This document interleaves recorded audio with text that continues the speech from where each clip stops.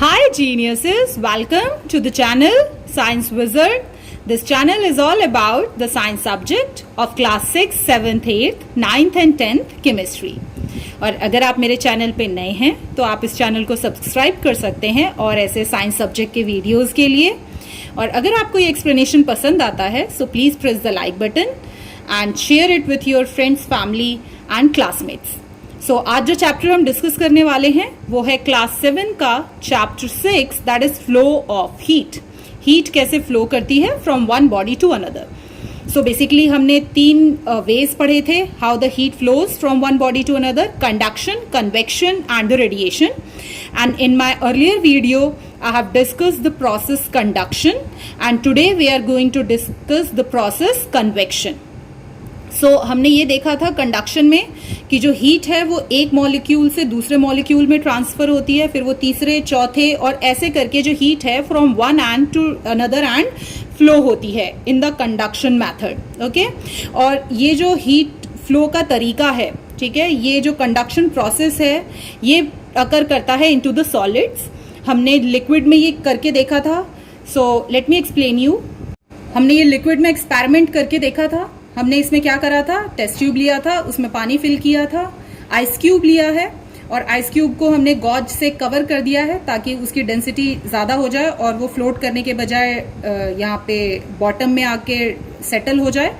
और फिर हमने यहाँ से ऊपर से वाटर को हीट किया था। तो हमने इस एक्सपेरिमेंट में ये ऑब्जर्व किया था कि जब हम वाटर को ऊपर से हीट करते हैं तो यहाँ का पानी तो गर्म हो जाता है, बट जो हीट है वो यहाँ से यहाँ ट्रांसफर नहीं होती है, जिसके कारण आइस मेल्ट नहीं हो पाता। And that's why we have concluded that water is the bad conductor of heat.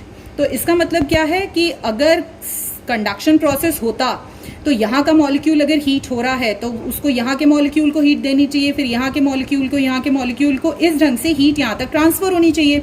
But ऐसा नहीं हो रहा है। तो इसका मतलब कि वाटर में जो हीट है वो बाय कंडक्शन मेथड ट्रांसफर नहीं होती है। सो वाटर में हीट कैसे ट्रांसफर होती है? Through the convection method. So now we are going to discuss that. So जो एक तरीका हमने पढ़ा था जिसमें आप क्या करते हैं, खुद उठते हैं अपनी सीट से और जाके जिस बच्चे को बुक चाहिए आप उस बच्चे को बुक देते हैं और वापस आके आप अपनी सीट पे बैठ जाते हैं। तो इस ढंग से कन्वेक्शन मेथड में भी होता है। सो पहला एक्सपेरिमेंट जो हम डिस्कस करने वाले हैं वो है वाटर में। सो वाटर में क्या होता है, बेसिकली आपको बीकर लेना है, सॉरी टेस्ट ट्यूब लेना है, आपको वाटर फिल करना है और उसमें आइस डाल देनी है, ठीक है। तो क्योंकि आइस लेस डेंसर होती है तो वो पानी पे फ्लोट करेगी और आपको नीचे से हीट करना है उसको। तो आप देखेंगे कि थोड़े टाइम बाद में ये पूरा पानी गर्म हो जाता है और आइस मेल्ट हो जाती है। तो इसका मतलब हमने क्या कंक्लूड करा कि वाटर में जो हीट है वो ऊपर से नीचे की तरफ ट्रांसफर नहीं होती, वो नीचे से ऊपर की तरफ ट्रांसफर होती है। Similarly there is one more experiment. इसमें हमने क्या करना है, एक बीकर लेना है, उसमें पानी फिल करना है और उसमें एक पोटेशियम परमैंगनेट का क्रिस्टल ड्रॉप करना है। तो जैसे ही ये पोटेशियम परमैंगनेट का क्रिस्टल आप इसमें ड्रॉप करेंगे ये डिसॉल्व होना शुरू होगा धीरे धीरे, और जिसके कारण जो पानी का कलर है वो अपने आप ही चेंज होने लगेगा, पिंकिश होने लगेगा, डार्क पिंक। ओके, फिर आपको क्या करना है, पानी को नीचे से हीट करना है बहुत ही लो फ्लेम पे। तो आप ये वाला जो पैटर्न इसमें बना हुआ है आप ये ऑब्जर्व करेंगे। आप देखेंगे कि यहाँ से ये ऐसे जा रहा है पोटेशियम परमैंगनेट के पार्टिकल्स, ओके, ये ऐसे मूव कर रहे हैं वो पिंकिश सा कलर, और फिर ये वापस ऐसे राउंड होके नीचे आ जा रहे हैं। So how does it happen? ये दोनों ही प्रोसेस में बेसिकली कन्वेक्शन अकर हो रहा है। सो कैसे होता है अब मैं वो एक्सप्लेन करती हूँ आपको। So now we are going to discuss basically कि कन्वेक्शन क्यों होता है। ओके, सो आपने ये ऑलरेडी पढ़ा हुआ है कि जब भी किसी सब्सटेंस को हीट करते हैं तो वो एक्सपैंड होता है। एक्सपैंड का मतलब होता है इंक्रीज इन वॉल्यूम। ओके, सो उसका वॉल्यूम इंक्रीज होता है बट उसका जो मास है वो सेम रहता है। इसका मतलब क्या है? Okay, so density is equal to mass upon volume. तो इसका मतलब किसी भी ऑब्जेक्ट की जो डेंसिटी होती है वो उसके मास और वॉल्यूम पे डिपेंड करती है। सो अभी हमने ये देखा कि जब भी हम किसी सब्सटेंस को हीट करते हैं तो उसका वॉल्यूम इंक्रीज होता है पर जो मास है वो हमेशा कांस्टेंट रहता है, सेम रहता है। Okay, so according to this formula density is directly proportional to mass and inversely proportional to volume. So let me explain you how. So density is directly proportional to mass. Okay, तो directly proportional का मतलब ये होता है कि अगर किसी भी सब्सटेंस का मास इंक्रीज करेगा तो उसकी डेंसिटी भी इंक्रीज करेगी। अगर मास डिक्रीज करेगा तो उसकी डेंसिटी भी डिक्रीज करेगी। और अगर इन्वर्सली प्रोपोर्शनल की बात करें तो इन्वर्सली प्रोपोर्शनल में क्या होता है, अगर वॉल्यूम डिक्रीज होगा तो डेंसिटी इंक्रीज होगी, मतलब उल्टा होगा। इन्वर्सली प्रोपोर्शनल है ना, इन्वर्स मतलब उल्टा, ठीक है। तो अगर वॉल्यूम इंक्रीज होगा तो डेंसिटी डिक्रीज होगा और वाइस वर्सा। एंड सिमिलरली अगर वॉल्यूम इंक्रीज होता है किसी सब्सटेंस का तो उसकी डेंसिटी डिक्रीज होगी, ठीक है। तो जब भी हम किसी सब्सटेंस को हीट करते हैं तो उसका वॉल्यूम क्या हो रहा है, इंक्रीज हो रहा है। तो अगर वॉल्यूम इंक्रीज हो रहा है तो इसका मतलब उस सब्सटेंस की डेंसिटी डिक्रीज हो रही है। और जिस भी सब्सटेंस की डेंसिटी कम होती है, ठीक है, तो वो हल्का हो जाता है। और कोई भी चीज अगर हल्की होती है तो या तो वो फ्लोट करती है या फिर ऊपर की तरफ मूव करती है। आपने पढ़ा है ना, जो गर्म हवा होती है वो हमेशा ऊपर की तरफ चली जाती है। क्यों होता है, क्योंकि वो लाइटर हो जाती है, उसकी डेंसिटी डिक्रीज हो जाती है। सो अगर हम कन्वेक्शन प्रोसेस की बात करें तो कन्वेक्शन प्रोसेस में कैसे हीट फ्लो करती है, तो अभी जो मैंने आपको समझाया एग्जैक्टली कि सब्सटेंस एक्सपैंड करता है हीट करने पे, उसका वॉल्यूम इंक्रीज होता है and due to the increase in the volume, ठीक है, वहां पर जो सब्सटेंस है उसकी डेंसिटी डिक्रीज हो जाती है। डेंसिटी डिक्रीज होने का मतलब क्या है कि जो सब्सटेंस है वो लाइटर हो जाता है, हल्का हो जाता है। और जो भी सब्सटेंस लेस डेंसर होता है या जो लाइट होता है, it always move towards upwards, ठीक है, ऊपर की तरफ जाता है वो। So as the water at the bottom near the crystal is heated, तो ये क्रिस्टल है और जब यहाँ का पानी गर्म होता है, जैसे ही यहाँ का पानी को हीट मिलेगी तो वो एक्सपैंड होंगे वाटर मॉलिक्यूल एक्सपैंड होंगे। तो एक्सपैंड होने का मतलब वॉल्यूम इंक्रीज होगा, वॉल्यूम इंक्रीज होने का मतलब उनकी डेंसिटी डिक्रीज होगी, डेंसिटी डिक्रीज होने का मतलब कि वो और लाइटर हो जाएंगे, लाइटर होने का मतलब दे ऑलवेज मूव अपवर्ड्स, ठीक है। जो भी लाइटर हो गए मॉलिक्यूल वो हमेशा ऊपर की तरफ मूव करेंगे। And as and when they move upwards they collide with another particle, okay, and they transfer their energy to that particle and after that they lose their energy। नहीं, वो अपनी एनर्जी लूज कर देंगे तो वापस से they come down at the bottom and the same process keep happening again and again। So as the water at the bottom near the crystal is heated, it become lighter, rise up, the rising water is hot, so its molecule vibrate faster, then they strike with the cold molecule, ठीक है। जब वो ऊपर की तरफ जा रहे होते हैं तो जो कोल्ड मॉलिक्यूल होता है उनसे टकराते हैं and they pass their energy to them, जिसके कारण कि उनका वाइब्रेशन खुद का रिड्यूस हो जाता है, they lose their energy, okay, and the rising water become cold, और वो फिर ठंडे हो जाते हैं। और जैसे ही वो ठंडे हो जाते हैं तो वो हैवियर हो जाते हैं, और अगर वो हैवी हो गए तो वो वापस कहाँ पे आएंगे, they come down at the bottom side से। और फिर उसके बाद जब वो नीचे आते हैं तो फिर से वो हीट अप होते हैं, फिर से उनको एनर्जी मिलती है, फिर से उनका डेंसिटी डिक्रीज होता है और फिर से वो ऊपर की तरफ शिफ्ट होते हैं और फिर से वो किसी ना किसी कोल्ड मॉलिक्यूल से टकरा के उनको अपनी एनर्जी ट्रांसफर करके वापस नीचे आ जाते हैं। तो this is how the heat flows in the convection method. So the water molecule themselves move and carry the heat to other part of the water। So यहाँ पे हमने क्या देखा कि यहाँ पे एक वाटर मॉलिक्यूल दूसरे वाटर मॉलिक्यूल को फिर तीसरे वाटर मॉलिक्यूल को हीट ट्रांसफर नहीं कर रहा है। यहाँ हमने देखा कि एक वाटर मॉलिक्यूल खुद हीट अप होता है और जिसके कारण कि उसकी डेंसिटी लेस हो जाती है और उसके कारण वो लाइटर हो जाता है और वो खुद मूव करता है ऊपर की तरफ। And when it is moving towards the up, ठीक है, जब वो ऊपर की तरफ मूव कर रहा है तो it collides with the cold molecule and it transfer it energy to that molecule, फिर वो अपनी एनर्जी लूज कर देता है, कोल्ड हो जाता है और फिर से वो वापस आता है। तो इसका मतलब हमने क्या देखा कि हम खुद अपनी सीट से उठ रहे हैं और जिस बच्चे को बुक चाहिए हम उसको दे के वापस अपनी सीट पे आ रहे हैं। सो this is how the convection process occur in water. So what is convection? Convection is the process of transfer of heat in which the heated molecule of a liquid themselves move to carry the heat from hot to the cold region। तो यहाँ पर इस process में क्या होता है कि water molecule खुद कैरी करता है हीट को from hot to the cold. Convection process सिर्फ और सिर्फ लिक्विड और एयर में अकर करता है।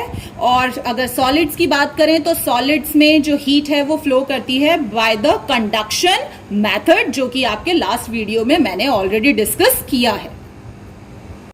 And now we are going to discuss the convection in gases. So liquid में हमने कन्वेक्शन डिस्कस कर लिया, अब हम गैस में देखेंगे.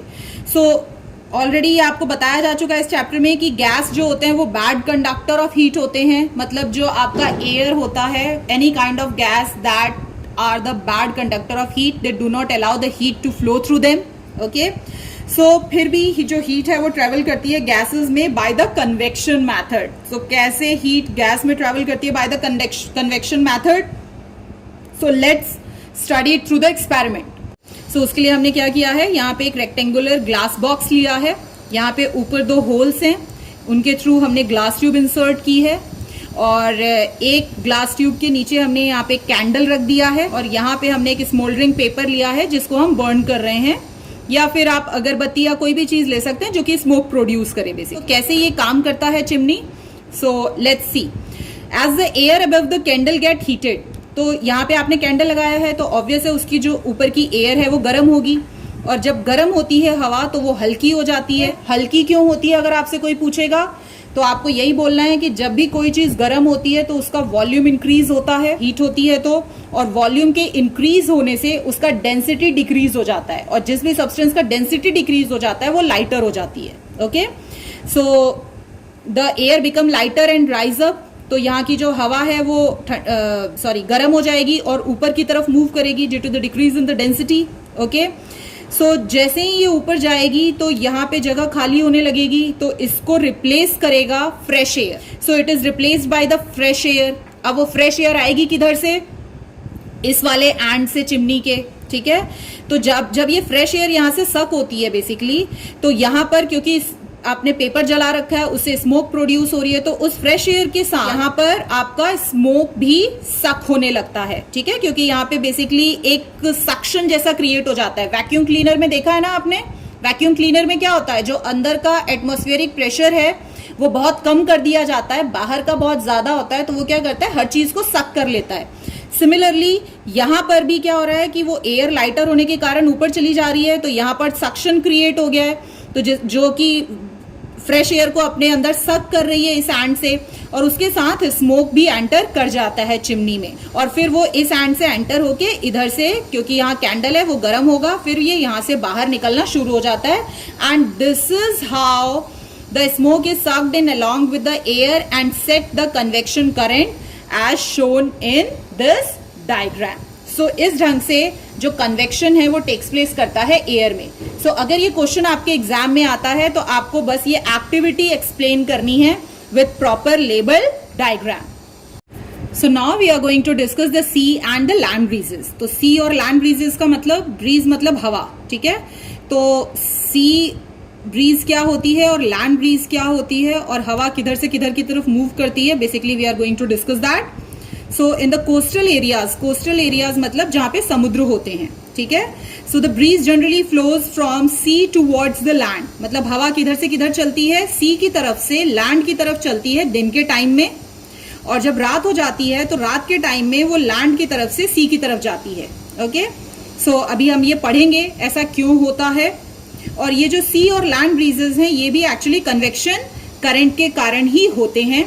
सो अगर आपसे कन्वेक्शन करंट पूछा जाता है तो आप सी ब्रीज, लैंड ब्रीज, या फिर जो चिमनी वाला अभी आपको एक्सप्लेन किया गया है, आप इनमें से किसी को भी एक्सप्लेन करके you can show how the convection process occurs. Okay, so देखते हैं सी और लैंड ब्रीज कैसे अकर करता है. So you know that water has the higher heat capacity than the land. मतलब कि जो पानी है वो ज्यादा टाइम तक गर्म रह सकता है, उसकी हीट कैपेसिटी ज्यादा होती है as compare to the land. इसका मतलब कि water takes a longer time to heat up. पानी को गर्म होने में ज्यादा टाइम लगता है as compare to the land, but it also takes a longer time to cool down. ठीक है, तो पानी as compare to the land देर से गर्म होगा, बट अगर ठंडा होने की बात करें तो पानी को ठंडा होने में भी ज्यादा टाइम लगता है as compare to the land. So दिन के टाइम में क्या होता है, बेसिकली जो लैंड, क्योंकि अभी हमने देखा अगर हीट पड़ रही है वाटर और लैंड दोनों के ऊपर सेम अमाउंट, तो कौन पहले गर्म होगा, लैंड. ठीक है, तो लैंड पहले हीटअप होगा क्योंकि पानी को टाइम लगता है गर्म होने में. ठीक है, तो जब लैंड पहले अगर हीटअप हो रहा है तो इसका मतलब क्या है कि जो लैंड के ऊपर की हवा है, ठीक है, वो एक्सपैंड करेगी, हल्की हो जाएगी, और हल्की होने के कारण वो क्या करेगी, ऊपर की तरफ राइज अप करेगी. So as you can see in this diagram, this is the land and this is the sea. ये दिन का टाइम है, सूरज निकला हुआ है, हीटअप हो रहे हैं लैंड और सी दोनों. जल्दी लैंड गर्म होगा, लैंड के गर्म होने से यहाँ की जो ऊपर की हवा है वो गर्म हो जाएगी जल्दी, और गर्म होने के कारण वो हल्की होगी और ऊपर की तरफ मूव कर जाए. तो जैसे ही ये ऊपर की तरफ मूव करने लगेगी तो उस वक्त क्या होगा कि जो समुद्र के ऊपर की हवा है, क्योंकि जो पानी है वो अभी गर्म नहीं हो रहा है, it takes time to get hot, तो यहाँ पे जो हवा है वो ठंडी है और हैवियर है, भारी भी है. ठीक है. सो जैसे ही ये हवा ऊपर मूव करेगी तो यहाँ की जो हवा है वो रश करेगी, मूव करेगी fast to takes this place. ठीक है, इस जगह को लेने के लिए. और तब तक जब ये हवा ऊपर जाएगी, ठीक है, सो कूलर और हैवियर एयर जो है वो रश करेगी to takes the place create by the hot rising air. And इसीलिए जो सी ब्रीज है वो दिन में चलती है. ठीक है, तो क्योंकि सी की तरफ से हवा जा रही है लैंड की तरफ, तो इधर से इधर हवा मूव कर रही है, तो इसीलिए हम इसको सी ब्रीज कहते हैं. बट अगर हम रात की बात करें तो हमने क्या देखा कि पानी को गर्म होने में टाइम लगता है, सिमिलरली उसको ठंडा होने में भी टाइम लगता है क्योंकि उसकी हीट कैपेसिटी ज्यादा है.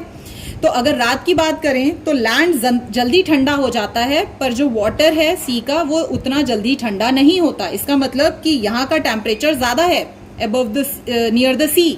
तो यहाँ पर क्या होगा कि जो एयर है above the sea due to the high temperature, ठीक है, उसको हीट मिलेगी और वो राइज अप करेगी.